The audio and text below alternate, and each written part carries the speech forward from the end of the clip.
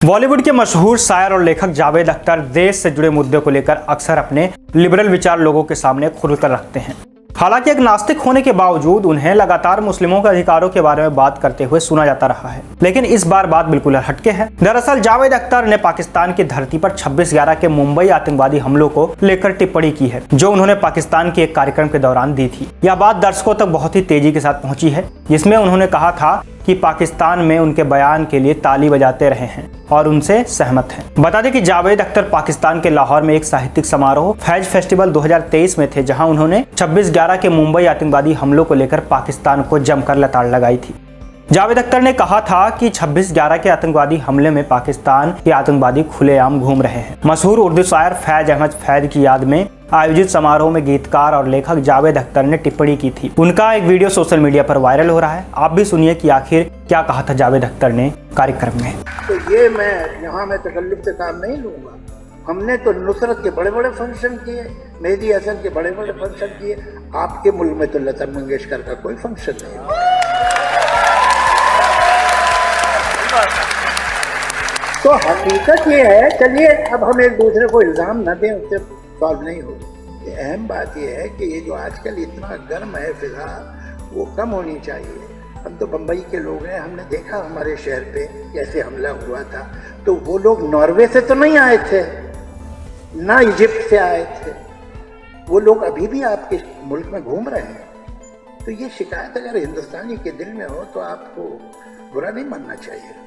अक्सर लिबरल विचारधारा के विरोध में रहने वाली कंगना रनौत ने भी जावेद अख्तर की खुलकर प्रशंसा की है। इस पर उन्होंने कमेंट किया है और कहा है कि जब मैं जावेद साहब की शायरी को सुनती हूँ तो लगता है कि कैसे माँ सरस्वती जी की इन पर इतनी कृपा है। लेकिन देखो, कुछ तो सच्चाई होती है इंसान में, तभी तो खुदाई होती है उनके साथ में। जय हिंद। जावेद अख्तर जादू साहब, घर में घुस के मारा, हा। कंगना की यह प्रतिक्रिया उस समय आई थी जब जावेद अख्तर ने पाकिस्तान के कार्यक्रम में अपनी टिप्पणी पर दर्शकों की प्रतिक्रिया का खुलासा किया था। एक नए इंटरव्यू में जावेद अख्तर ने कहा है कि 26/11 के मुंबई आतंकवादी हमलों के बारे में उनकी टिप्पणी पाकिस्तान में अच्छी तरह से पहुंची है। उन्होंने कहा कि पाकिस्तान में ऐसे कई लोग हैं जो भारत की प्रशंसा करते हैं और चाहते हैं कि दोनों पड़ोसी रिश्ते बनाए रखें। जावेद ने आगे बताया है कि कैसे पाकिस्तानी सेना पाकिस्तान के लोग का केवल एक ही पहलू नहीं है। जाहिर है कि जावेद अख्तर इन बातों पर बहुत मुखर नहीं हुए, लेकिन उन्होंने यह जरूर स्पष्ट कर दिया है कि पूरा पाकिस्तान इस वक्त आतंकवाद की गिरफ्त में है और उससे पीड़ित है। अपनी टिप्पणी पर दर्शकों की प्रतिक्रिया के बारे में पूछे जाने पर जावेद ने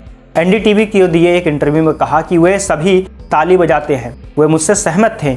ऐसा कई लोग हैं जो भारत की तारीफ करते हैं, हमारे साथ अच्छे संबंध बनाना चाहते हैं।